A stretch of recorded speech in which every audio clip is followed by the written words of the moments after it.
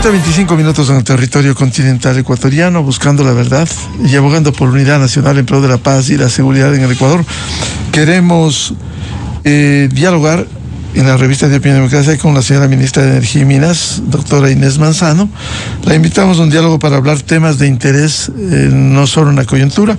Uno de ellos quisiera empezar por el tema de energía, la venta, la exportación a Colombia, que luego de una crisis que deviene no de los últimos tiempos, sino hablemos por lo menos 2 décadas, en donde hubo oportunidad de sentar las bases para una matriz energética equilibrada y no se lo hizo, teniendo recursos, tiempo, y luego vino lo que vivimos el año pasado, pero hoy hay optimismo al punto de exportación de energía a Colombia. ¿Cómo va esto, señora ministra Inés Manzano? Muy buen día.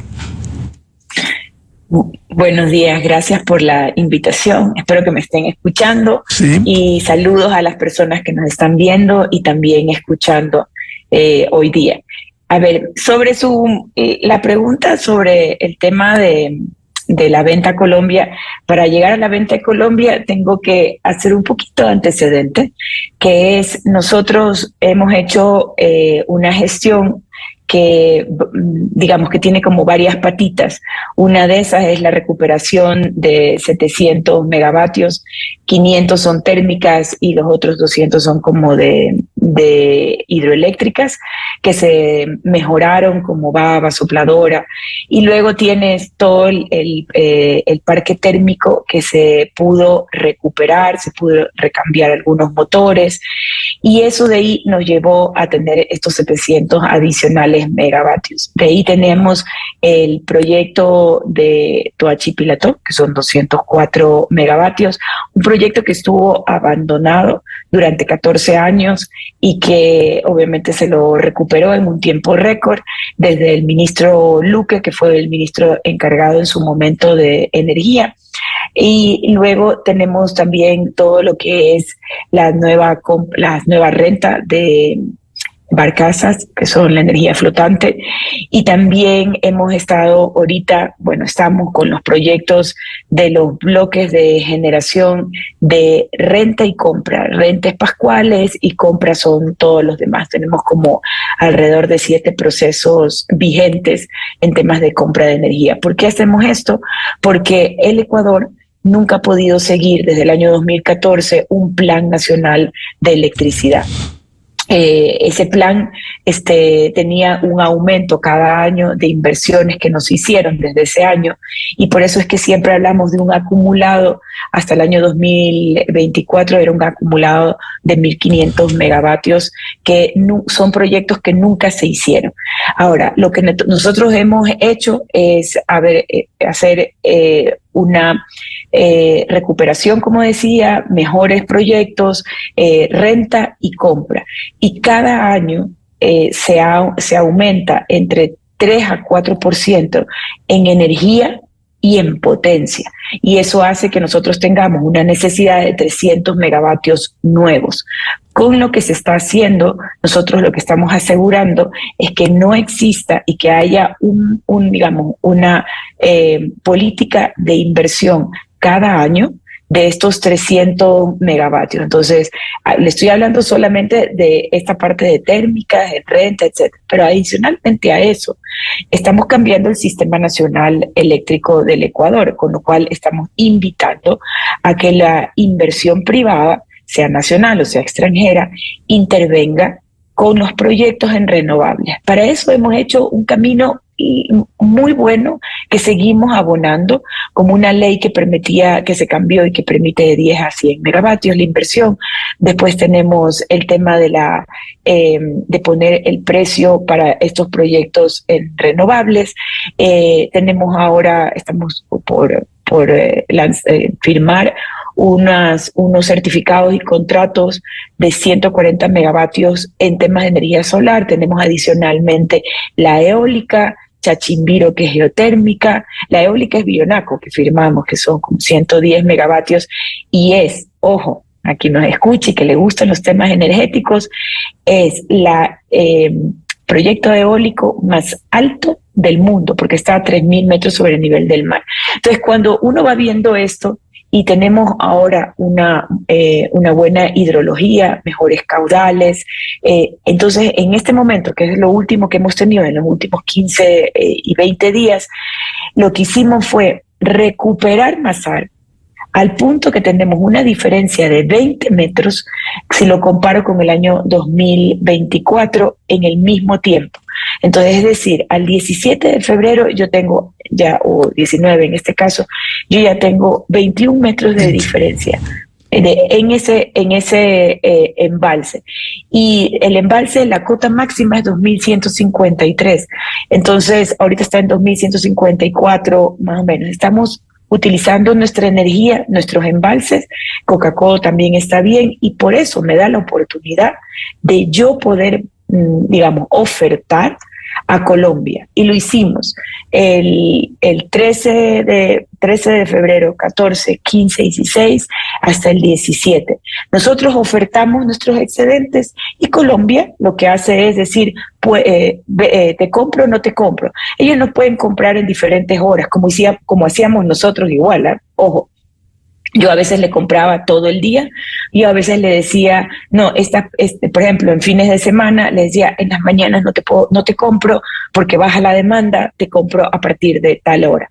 Entonces, eso es lo que estamos nosotros siempre ofertando a nuestro país hermano, que nos ha ayudado de una manera increíble. Señora ministra, ¿con qué tarifas se vende Colombia? Diferente, igual que como ellos nos venden. Depende del momento del día, se vende en diferentes valores.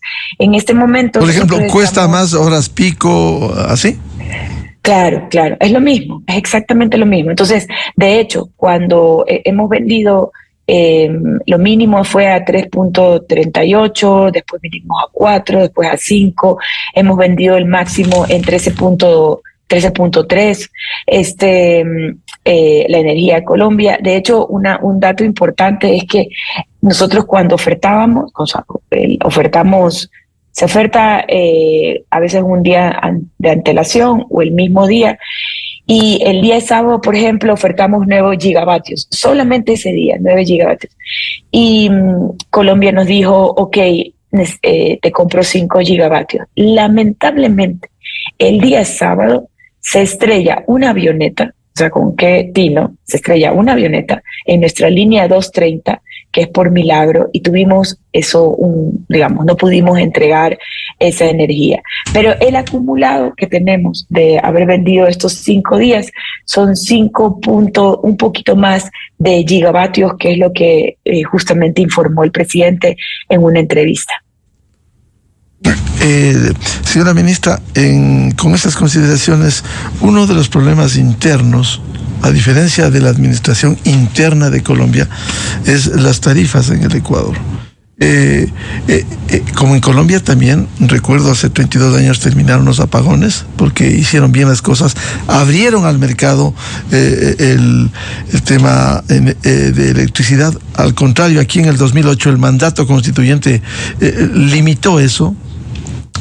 ¿Cómo se está manejando las tarifas internas en el Ecuador?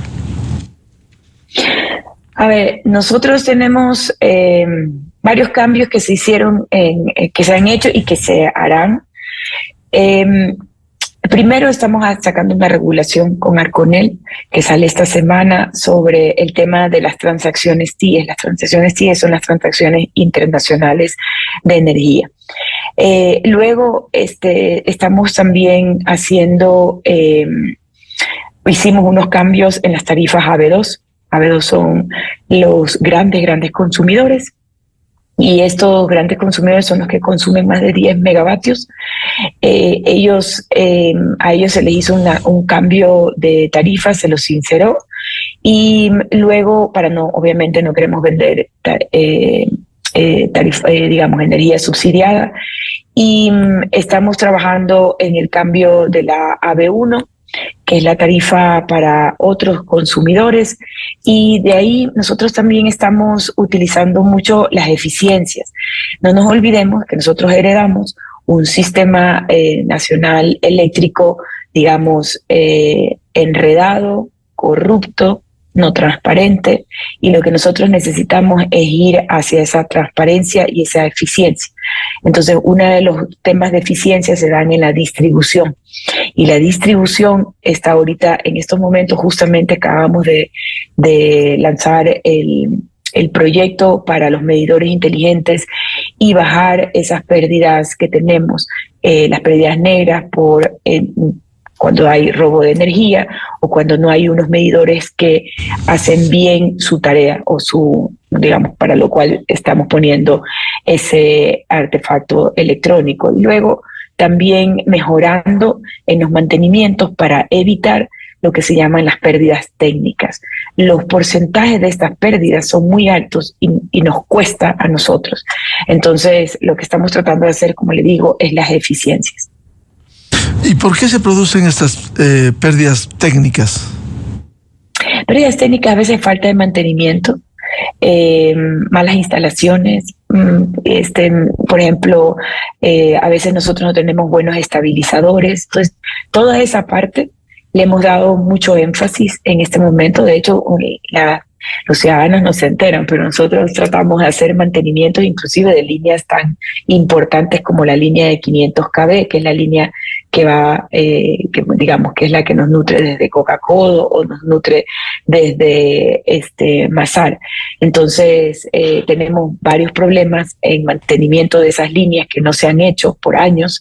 De hecho, nosotros ingresamos en este momento a mantenimiento una de nuestras hidroeléctricas. Hicimos mantenimiento para fin de año de digamos, de todo Coca-Cola Sinclair. Tampoco lo sintió la ciudadanía, pero hemos hecho lo que estamos haciendo y hemos hecho aquello que es responsable, que es mantener tus activos, tus bienes. Estas térmicas que tienen más de 40 años van a ir saliendo de a poco para mantenimiento. Y un tema que es importante, doctor, es señalar que no existe estiaje en abril. Por favor, a los ciudadanos que nos escuchan, abril, aguas 1000. Vayan y pregúntenle a sus papás, pregúntenle a sus abuelitos y a sus bisabuelitos, si es que están todavía vivos, para que les digan que ese era el refrán. Abril, aguas 1000. No puede existir estiaje en abril si es que nosotros, o sea, de hecho porque llueve, pero además porque nosotros hemos hecho una gestión en cuanto a los térmicas, en cuanto a nuestros embalses, que nos permite llegar inclusive hasta el siguiente estiaje, con lo cual el año 2025 yo les puedo asegurar que no va a existir ninguna supresión de energía. Y esto es lo responsable, porque nosotros nos debemos como gobierno nacional hacia los ciudadanos de informar. Lo que pasó el año pasado era que no se gestionó adecuadamente el embalse de Masar. Por eso tuvimos los apagones. Pero como les decía al inicio, nosotros tenemos hoy en día, al día de hoy, 21 metros de diferencia a favor en el embalse de Masar por la gestión que se ha hecho con el presidente de la República. Claro, esto es cuestión de gestión, señora ministra. Si se preserva y no ocurre lo que vino en los años últimos. Ahora, hay la previsión que permita garantizar, más allá de lo que usted bien ha dicho, abril, aguas 1000, no hay estiaje, es preservar, conservar Masar en esas condiciones y que no venga, como pasó por el mal manejo anterior, llegar a los niveles mínimos, algo inadmisible. De acuerdo. Lo que necesitamos también es hacerles acuerdo que nosotros tenemos varios consejos o comités técnicos que trabajamos de la mano. Nuestra técnico máximo va a ser el SENACE siempre, con quien trabajamos de la mano. Todo lo que hemos vivido, todo lo que hemos aprendido, todo lo que hemos gestionado, todas las nuevas cosas que se han hecho, es de la mano con todas nuestras adscritas dentro del Ministerio de Energía y Minas. Entonces tenemos un ministerio más fortalecido y más eficiente dentro de esta área de electricidad. Y hay algo importante, porque acuérdense que yo tengo otro sombrerito, que es ser presidenta nacional del COE, y hemos estado viendo, inclusive nos reunimos el lunes en Guayaquil a las 7 de la noche, estuvimos reunidos varios de los ministros que estamos en el COE, y vimos todas las proyecciones que se hacen en temas meteorológicos con varios modelos que utilizamos, el modelo de la NOAA, el modelo australiano, etcétera, para poder ver qué es lo que vamos a tener hasta el mes de abril, porque se pueden hacer proyecciones de 2 y hasta 3 meses, y poder entender también que hay va a haber una pluviosidad importante, es una época de lluvias importante la que se avecina. Lo que hemos visto hasta ahora solamente digamos que es como la punta del iceberg, porque recién comienza el periodo de lluvias y vamos a tener muchas lluvias en el callejón interandino, por supuesto, constantemente en la Amazonía, y también vamos a tener las lluvias en la costa. Estamos viendo que hay una diferencia de 3 grados en la parte del mar, del mar que está, lo que le dicen, es un cuadrante que le dicen el Niño 1+3, que es una manera como que de técnica de evaluar cómo se va aumentando o disminuyendo o enfriando el nivel de la temperatura. Entonces ya tenemos reportado con el año pasado 3 grados adicionales, y tenemos, en cuanto a la pluviosidad, se ve en los cuadros que tenemos que hay 2 provincias que han tenido lugares que han tenido una pluviosidad mucho mayor comparada con la del año pasado, que es Santa Elena, que es lo que estamos viendo en Anconcito. Anconcito ha tenido la lluvia de todo un año en un mes, en 17 días, o sea, ha sido algo realmente, como siempre digo, el cambio climático de traje y corbata. Y luego, en cambio, en los otros escenarios de las otras provincias, hemos visto que está todavía por debajo, pero acuérdense que todavía no hemos terminado el mes de febrero, así que estamos constantemente mirando, porque lo mejor que podemos hacer en las etapas lluviosas del Ecuador es tener prevención. Estamos trabajando de la mano con el ministro Luque, que es el ministro de Transporte, un ministro extraordinario, dedicado con una vocación 24/7 para estar en carreteras, en todos los deslizamientos, en prevenir también en aquellos lugares que estamos viendo que puede ocurrir algún problema. Hemos hecho un llamamiento también a los municipios que por favor se preparen. Señora ministra, si hay garantía de que no habrá los cortes de energía, no va a haber estiaje, hay un manejo responsable. Una pregunta que quizás no aflora en las actuales condiciones: no olvidemos que vivimos un conflicto armado interno, se está combatiendo a los grupos delincuenciales transnacionales, a la narcopolítica. Está garantizado, usted ha pedido la debida protección de la infraestructura, que ojalá nunca ocurra nada, pero que haya la protección debida a fin de que camine este proceso de garantía del fluido eléctrico. Claro, eso está desde antes de que yo asumiera como ministra encargada, o sea, antes de octubre. El presidente puso desde abril resguardo militar. Entonces ustedes encontrarán en las hidroeléctricas resguardo militar. Y es una manera de tratar de evitar lo que pasó en abril, que también hubo, también hubo un apagón que fue uno generado desde una persona interna de una de las hidroeléctricas. Entonces, evitar todo lo que es el sabotaje, que es un delito, ¿no? Un delito el cual es, inclusive nosotros tenemos 2 procesos en fiscalía, uno en abril, uno de abril, uno de junio, y tenemos uno que pasó el 21 de diciembre también. Entonces estamos también tratando de no solo precautelar físicamente a través de el resguardo militar, sino también de hacer todas las denuncias en orden para que se vea que hay una gestión y que estamos muy preocupados de que esto no vuelva a suceder y que esto no es el que atente contra la infraestructura eléctrica tiene todo el peso de la ley. ¿Qué piensa? Quisiera consultarle, debido a que maneja energía y minas, señora ministra, este dictamen que lo hemos destacado esta semana de la Corte Constitucional por acción del Ministerio del Trabajo, la sentencia 1788, en donde quedó al descubierto estos manejos alegres de los sagrados recursos del pueblo ecuatoriano, cuando a trabajadores de la LOCEP se pasó al Código del Trabajo, y hoy tienen que devolver 75 millones en 36 meses por dictamen de la Corte Constitucional. Ese manejo alegre que ha habido durante los últimos tiempos de la Corporación Nacional de Electricidad y los dirigentes sindicales. A ver, primero quiero decirles que este es el segundo caso. El primer caso fue en Petroecuador.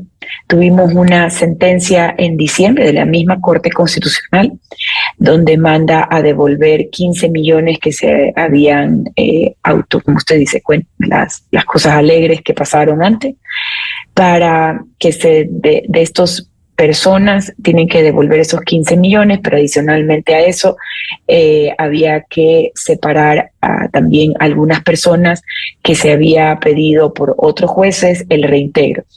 Esa sentencia de Petroecuador es importantísima, va de la mano con esta, es decir, que se complementa, porque lo que dice también la Corte es que ya ningún trabajador puede ir al juez que le dé a la gana porque lo ve tal vez más fácil y corrupto. De hecho, no lo digo yo, sino que lo dicen las dos sentencias. Entonces, estos jueces se han prestado para este tipo de mañoserías, y lo que ha dicho la Corte Constitucional es decir, se acabó, señores, donde se va al juez de la mayoría de las personas, de trabajadores de la ciudad donde están ubicados y trabajando. Entonces, si es Guayaquil, Guayaquil, si es Quito, Quito. Pero aquí se iban los de Tulcán a Esmeraldas, los de, yo qué sé, Zamora Chinchipe a Esmeraldas. Y eso fue lo que Petroecuador, obviamente se defendió, y tenemos ese primero en diciembre del 2024. Y este de acá es sobre un contrato colectivo que fue del 2018 al 2020, contrato colectivo, y que se seguía pagando. Entonces, lo que se ha puesto, y nunca hubo un nuevo contrato colectivo después de que venció en el 2020. Entonces, lo que se hablaba de uno nuevo, pero nunca hubo, como dice la ley, que tiene que haber uno que esté inmediatamente que termina el de 2020, tiene que ya estar como conversado el siguiente. Lo que hace esta sentencia, que es muy relevante, es relevante porque son más trabajadores, pero también es más dinero. No son 75 millones, son 114 millones por si acaso. Y lo que... ¿Esto tienen que devolver, perdón, ministra, en 36 meses, como dice la Corte, los 114 millones? Sí, o sea, sí. Aquí lo que nosotros hemos estado revisando, porque tuvimos una reunión, inclusive yo he tenido reuniones ayer con CENEL, con el gerente de CENEL, y estábamos viendo, inclusive tuvimos un directorio que ayer teníamos fijado el directorio, pero lo cancelamos porque queremos mejorar las medidas cómo vamos a poder aplicar esta sentencia. Entonces tiene como dos fases. Una que ya se ejecuta a partir de fin de mes, que es el dejar de pagar todos estos beneficios que se pagaban a los trabajadores. Entonces nosotros teníamos un trabajador y tenemos, ya le va a cambiar el tema, que estaba en servicio al cliente en CENEL y que ganaba $13,000. $13,000. Y lo digo de esta manera porque es indignante cuando hay mucha gente que no tiene trabajo y mucha gente que está buscando por lo menos el mínimo, o sea, el salario mínimo en un trabajo. y hacen de todo por salir adelante. Yo estuve en Wuhan y Babahoyo este lunes, antes del COE Nacional, en recorridos que estamos haciendo, y gente que estaba en la parte donde se hace el rebose, porque hay un río que se llama Chinchiloma, hay unas crecidas, y la gente ahí decía, bueno, yo vengo acá, o sea, después de un día de jornada de trabajo, porque no encuentro, o sea, un trabajo como estable, entonces vengo acá, se reúnen, hablan, se cuentan entre ellos donde puede haber oportunidades de trabajo, y a uno le rompe el corazón porque lo que más quiere es generar empleo, generar las oportunidades para empleo, que es lo que estamos haciendo ahorita con Petroecuador, donde las jornadas, ya estamos viendo que ya no van a haber jornadas extraordinarias ni horas extras, sino que esas jornadas se las vamos a dar a nuevas personas, porque eso es lo que tenemos que hacer, provocar trabajo, y trabajo bueno y de calidad. Y en este caso, imagínense lo que teníamos, una persona en atención al cliente ganando $13,000, porque se les había ocurrido lo que usted dijo, pasar de la LOCEP al Código de Trabajo y hacer que les paguemos retroactivamente y con beneficios que no les corresponden. Entonces, esos 36 meses, lo que estamos viendo es que va a ser muy difícil de que podamos cobrar esos 114 millones en esas personas por 36 meses, porque en algunos de los casos realmente no recibirían sueldo durante 36 meses. Tampoco queremos provocar eso. Entonces, lo que estamos haciendo, por eso es que estamos viendo un mecanismo adecuado que permita cumplir la sentencia y recuperar ese dinero que ya nos estableció. El tema de los trabajadores, y yo sé que esto pues les viene, es un remesón, pero los trabajadores deben de saber que cuando están bajo la ley de servicio público no pueden cambiarse al Código de Trabajo. Y esto es lo que ha dicho la Corte Constitucional. Déjame decirle, ministra, eso fue un engaño de los dirigentes que hicieron que con la ayuda de 3 jueces corruptos, 2 de la Corte de los Ríos, Corte Provincial, y de un juez multicompetente de primera instancia, hicieron esto. Ahora, la Corte Constitucional en el fallo de 37 páginas dice que habrá que informar trimestralmente de los descuentos. Entonces, sea cual fuera la decisión, 36 meses o más, o en qué condiciones, ahora tienen que devolver. Los señores que se beneficiaron de esa manera, un servidor al cliente con $13,000 es realmente indignante para el país. Sí, y de hecho yo quiero ser enfática, porque usted sabe que estamos en un momento de campaña electoral, y de decirles y asegurarle a las personas que nos están viendo y escuchando, lo que nosotros estamos haciendo por los recursos públicos es inédito. Esto que hemos logrado en la Corte Constitucional en diciembre y ahora en febrero es inédito. Y es lo que se tenía que hacer. Yo solamente les voy a decir que a las personas que estamos luchando contra una corrupción que ha estado muy enquistada, pero también estamos transparentando todo lo que podemos. Queremos hacer que este gobierno en verdad está poniendo los cimientos de lo que se llama la transparencia y la integridad en la función pública, algo que no se había visto durante muchísimos años. Y esto es lo que, digamos, es un ejemplo, porque lo estamos haciendo junto con el presidente, que conoce absolutamente de todo lo que hacemos, y es él, obviamente, inclusive en la gestión de toda la parte eléctrica, él es el que ha estado con nosotros al lado, con el equipo, dándonos las instrucciones, apoyándonos. Si teníamos que darnos hasta la medianoche, con él era hasta la medianoche. Si teníamos que hacer amanecidas, con él era la amanecida. Este es un cambio único, sin precedentes, icónico de gestión pública. Señora ministra Manzano, y hablemos un poco del ambiente energético y favorable para el país, y también la paridad de género, por favor. ¿Cómo estamos en eso?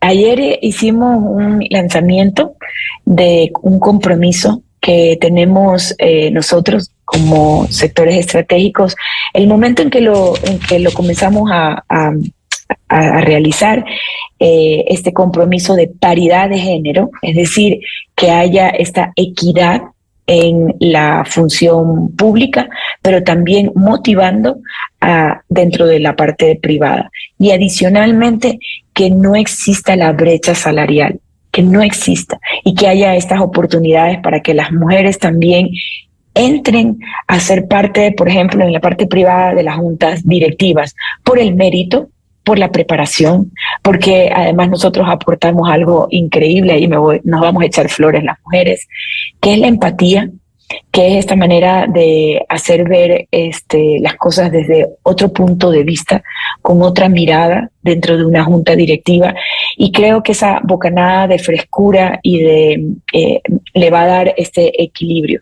Lo que hicimos ayer fue firmar los compromisos con la academia, con la parte productiva y entre nosotros los ministros.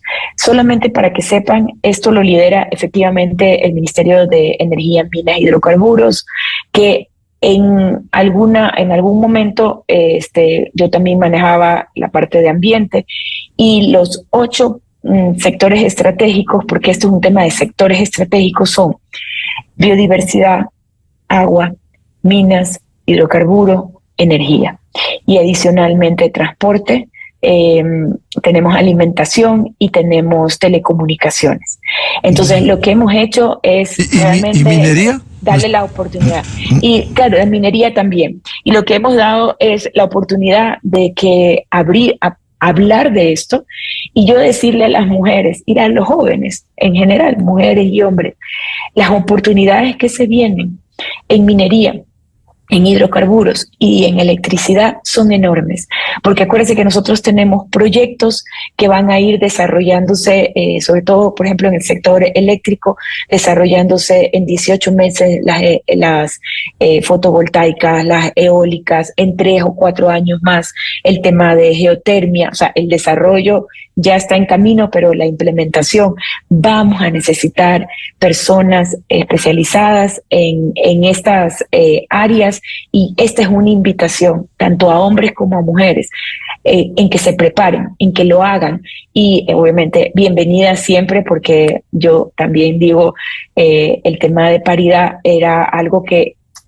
debíamos hablarlo, y lo estamos hablando desde la función pública, y también no nos olvidemos que el Foro Económico Mundial ha declarado a Ecuador como el segundo país a nivel mundial en que tiene paridad de género dentro de la función pública. Entonces, y eso obviamente parte desde la cabeza, que es el presidente de la República. Señora ministra, quisiera consultarle también, dentro de esta política, ¿qué va a pasar con el predio del Aromo, de ese cuento que se engañó al país durante el gobierno de la Revolución Ciudadana, la famosa refinería del Pacífico? Allí existe un proyecto de la ciudad inteligente propuesto por el sector profesional. ¿Qué debe pasar sobre eso? A ver, para que se entienda bien, en la refinería, o los bienes que están ahí, inclusive el acueducto, que es muy importante para el riego en Manabí, y con lo cual estamos haciendo varias gestiones, y no solamente el riego, sino para agua de varios cantones, a Jaramijó, a Montecristi y algo para Manta. Estamos en proceso de liquidación. Es una empresa en la cual tenemos, la mayoría la tiene Petroecuador, pero otra parte del porcentaje la tiene PDVSA, que es la petrolera venezolana. Entonces nosotros lo que estamos yendo es hacia la liquidación de esa figura legal, que es una compañía, para poder hacer varios proyectos ahí. Entonces, mientras no se defina eso, no podemos seguir. O sea, podemos tener proyectos en pipeline, o sea, en lista, pero no podemos seguir adelante. Entonces, lo importante es que hemos tomado inclusive contacto con la superintendencia de compañías. Yo he tomado personalmente contacto con la persona que gestiona, que ha sido nombrado el liquidador, que él sabe que yo no estoy contento con su ejecutividad, y que tiene unos objetivos a cumplir que son importantes, y nosotros lo que queremos es la eficiencia lo más rápido posible. A propósito de PDVSA y el fracaso, no solo allí, recordamos cuando hubo la alianza en la administración del Campo Sacha, fue un fracaso, y ahí está la realidad. Quisiera consultarle también sobre las adjudicaciones en los procesos de licitación internacional, el caso del Campo Sacha y las adjudicaciones directas. ¿Qué opina usted? A ver, nosotros tenemos una vía dentro de la ley de hidrocarburos, que es cuando lo haces de gobierno a gobierno. Entonces, el proceso con Sacha, solamente para que se sepa cómo es, hubieron acercamientos con una empresa que es una empresa que decanta de Sinopec, que es la empresa china enorme, estatal, y hemos ido, como cerramos las actas en su momento, que son las actas de negociación de las mejoras que podemos hacer que le hemos pedido. Y luego lo que viene es que haya un dictamen fiscal. El dictamen fiscal es el que da el Ministerio de Economía y Finanzas, no lo hace el Ministerio de Energía. Y ese dictamen es el que dice es favorable o no es favorable para la economía y para el proceso y para los objetivos que tiene el gobierno nacional. Y luego viene lo que se llama el llamado del COL o la convocatoria al COL. El COL es el Comité de Licitaciones de Hidrocarburos, y ahí se toma la decisión. No existe todavía dictamen fiscal, es posible que salga hoy, o sea, no lo sé, no estoy segura, porque eso es un tema de procesos del Ministerio de Economía y Finanzas, y al momento en que sale, obviamente se puede convocar 24 horas antes al COL. Entonces, como que le digo, le puedo contar el proceso, no le puedo contar cómo está ese dictamen, porque no lo sé, no lo manejo yo, no es parte de mi área. Y yo creo que lo que estamos haciendo es haciendo las cosas de manera transparente y siempre pensando en los recursos, cómo mejor se manejan, cómo son más responsables también en los temas ambientales. Porque una de las cosas que nosotros le hemos, digamos, puesto el ojo es a todo lo que es responsabilidad social y todo lo que es responsabilidad ambiental. De hecho, para que sepan, nosotros estamos tratando de organizarnos para estar más en los lugares donde están las operaciones hidrocarburíferas, con soluciones y paliativos y remediaciones que ayuden y que no crean que la ministra no escucha. La ministra sabe lo que está pasando, sobre todo con el malestar de los mecheros, que es una sentencia que hay que cumplir hasta el 2030, pero yo quiero cumplirla ya, o sea, este año, y si hay algún remanente que sea en el año 2026, y anticiparme a este periodo tan largo que nos dio la Corte Constitucional, porque esto es lo que hay que hacer, eso es lo responsable y lo que quiero hacer como ministra de Energía. Para concluir, señora ministra, si el Ministerio de Finanzas en este caso da el aval, ¿qué hará el COL? ¿Va a ser contratación directa o una licitación internacional? No sé qué era el COL, porque el COL tiene que ver, no puedo anticiparme a lo que va a ser el COL si es que no vemos el dictamen.